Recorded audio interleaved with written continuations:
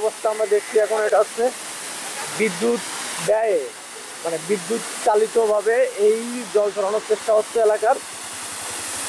মূলত এটা হচ্ছে ভবদাহ, সেই মরণ ফাঁদ, ভবের দাহ মানে ভবের যন্ত্রণা এই এই যারা এই এরিয়ার মধ্যে আছে, যাদের নিয়ন্ত্রণে এই ভবদাহ আছে, এই ভবদাহের যারা এই মানে জলমগ্ন এলাকার মধ্যে বসবাস করে, তাদের জন্য ভবদাহ হচ্ছে মরণ ফাঁদ। আপনাদেরকে সেই মরণ ফাঁদ দেখাতে নিয়ে আসছি সরাসরি।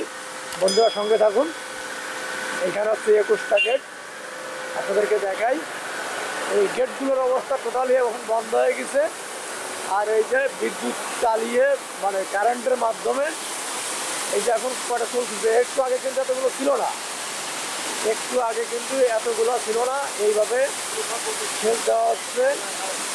4টা 7টা, একটু আগে কিন্তু 5টা ছিল, আমরা আসার পরেই দেখলাম বেড়ে গেছে। ঠিক আছে বন্ধুরা, মূলত এইখানে একটু আগেও 5টা ছিল, মাত্র 5টা গেট খোলা ছিল, এই 5টা মেশিন চালু ছিল। এই মুহূর্তে এখানে আমরা আসার পরে 7টা চালু হয়েছে। এরকম হচ্ছে প্রতিনিয়ত, এরকম দেখা যাচ্ছে।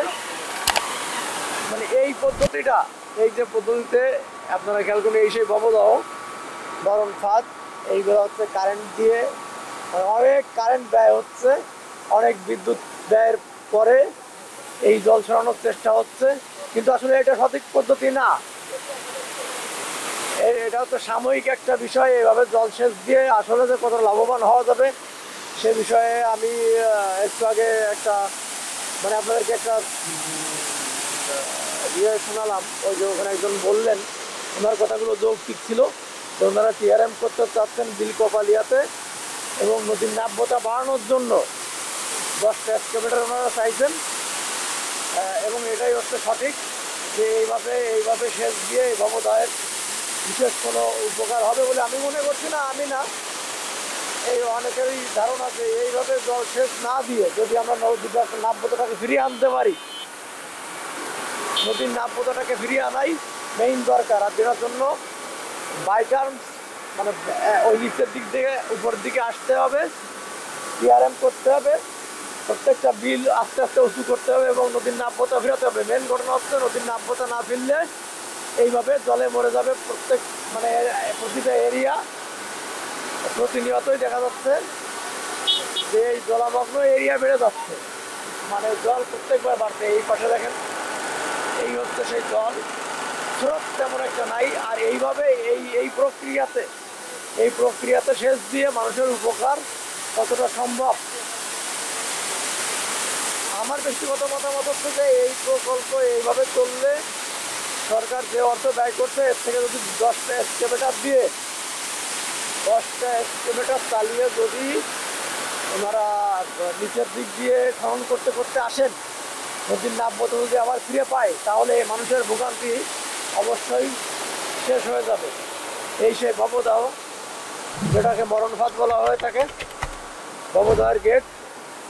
এইটা হচ্ছে সেই ভবদাহের গেট। এখন এটা মানে এই মুহূর্তে আমরা যেটা দেখছি, এই যে সিচুয়েশন দেখুন, এই পাশের যে জল স্রোতও তেমন নেই। স্রোত থাকলে আপনারা বুঝতে পারতেন, এখানে তেমন একটা স্রোতের কোনো বালাই নেই বললেই চলে। মানে এত জল, আর এই জল এইটুকু মেশিন চালিয়ে এই এলাকার উন্নয়ন সম্ভব না, এই এলাকা থেকে জল সরানো সম্ভব না।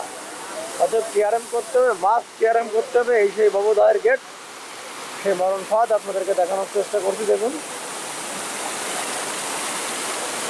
27টা বিলের পানি এইখান দিয়ে যেতে হবে। এই যে গেটটা এখন খুলে দেওয়া আছে, গেট দিয়ে পানি সরছে, আপনারা দেখুন। এসে ভবদাহ, যারা দেখেননি, এই যে গেট খুলে দেওয়া আছে, কাঠের গেট।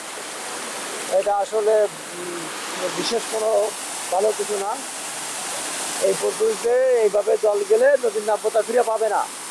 10টা এক্সকাভেটর দিয়ে চালাতে হবে এবং ওই দিক দিয়ে ওটাকে কমাতে হবে, নদীর নাব্যতা ফিরাতে হবে। মেন কথা হচ্ছে নদীর নাব্যতা না ফিরলে এই মানুষজন বাঁচবে না। তো বন্ধুরা, আপনাদেরকে আমি দেখানোর চেষ্টা করলাম ভবদাহ, যারা দেখেননি। আর সঙ্গে থাকার জন্য বন্ধুদেরকে অনেক ধন্যবাদ। দেখা হবে আবার নতুন কোনো ভিডিওতে, কথা হবে আবার নতুন কোনো সাবজেক্ট নিয়ে। সে পর্যন্ত সকলের সুস্থতা কামনা করি। তো আমি যতদূর পারলাম ভবদাহ সম্পর্কে আপনাদেরকে জানালাম। তো মেইন কথা হচ্ছে টিআরএম করতে হবে এবং এই এলাকার মানুষকে বাঁচাতে হলে এই বাবু দেওয়ার সঙ্গে সঙ্গে আপনার খালও কাটতে হবে। ধন্যবাদ সবাইকে, ভালো থাকবেন সকলে, দেখা হবে আবার নতুন কোনো ভিডিওতে।